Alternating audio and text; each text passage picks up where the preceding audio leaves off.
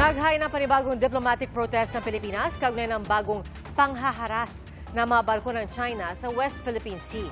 Ang barko ng BFAR na nasira matapos ang pagbangga at pagbomba ng tubig ng China Coast Guard, nakabalik na sa pantalan. At saksi live, si Rafi Tima. Rafi? Pia, ligtas nga nakadaong dito sa kanyang home port itong BRP Dato Pagbuaya matapos nga makaranas ng napakamapanganib na aksyon mula sa China Coast Guard sa Scarborough Shoal. Kasunod ng pagbangga kahapon ng China Coast Guard sa BRP Dato Pagbuaya ng BFAR malapit sa Baho de Masinloc, balik pantalan na ang barko sa Orion, Bataan. Mula sa malayo, tila walang sira ang barko. Pero sa malapitan, kita ang UP sa railing sa starboard side o kanang bahagi ng barko. Ang isang life craft may crack at nasira ang lagayan nito.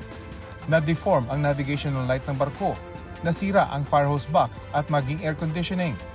Sira rin ang 3 CCTV at ang maliit na water cannon ng barko.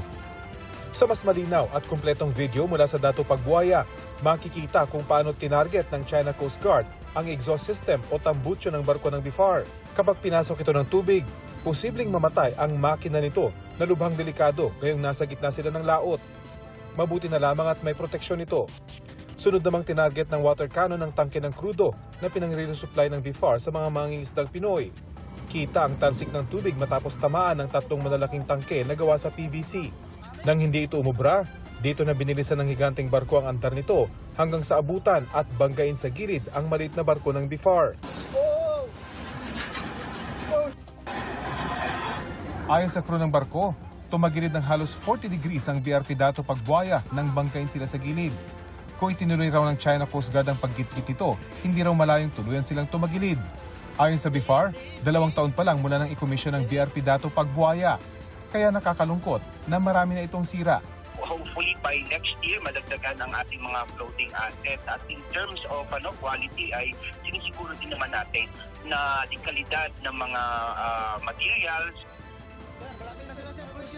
Ayon sa DFA, naghain na ng diplomatic protest tungkol dito ang Pilipinas laban sa China.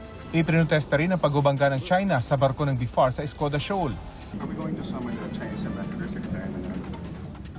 I'll be seeing him. Today? Well, I'll be seeing him. Walang tugon ng Chinese Embassy sa bagong diplomatic protest, pero nauna na nilang sinabi na makatwiran, legal at professional daw ang kanilang mga aksyon para pangalagaan ang kanilang soberanya. It's very clear. I mean, we were within our legal rights. Certainly, don't understand why China again is repeating these actions which are clearly illegal. Kaya nga nakikipabaka tayo kasama ng like-minded nations para buwagin itong kasinungalingan na to. Wala naman talaga silang basihan sa sinasabi nila . Noong binangga ang BRP Dato Pagbuaya, isa sa mga nakabuntot sa mga barko ng Pilipinas, ang Chinese Navy ship na may bow number na 500. Lumapit ito sa layong 300 yards. Unang beses daw na nangyari sa Baho de Masinloc ayon sa PCG. Ayon sa National Task Force for the West Philippine Sea, posibleng i-deploy na rin ng Philippine Navy ang mga warship ng Pilipinas para sumabay sa mga resupply mission ng BFAR at PCG sa mga mangingisdang Pilipino. China has taken this route of escalating. That's what I want to emphasize. And this is also what Commodore J. Tariela emphasized. Na dihado sila dahil yung nagbablock sa kanila ay planned Navy ship ng PRC. So in reaction to that, the Philippine government reserves the right to also deploy the Philippine Navy in this circumstance. Kasi hindi naman tayo ang nauna dito . Taliwas ito sa posisyon ng National Maritime Council na nauna nang nagsabi na ayaw nilang humantong sa sitwasyon ng militar ng China laban sa militar ng Pilipinas. Very clear ang ating presidente na lahat ng dispute, conflict situations ay gagawin natin sa peaceful means or diplomatic actions sa mechanisms. Kasi pag Navy to Navy, nagkakaroon ng nag-escalate. When we do not know what will happen next if ever there is a misunderstanding, misinformation. Ayaw natin ng gera. Sino ba naman ang may gusto? Ayaw naman nating isipin ng ating mangingisda. Binabalan nyo kami. Di ba? And that is not the position of the Philippine government. Tumanggi magbigay ng komento ang Philippine Navy.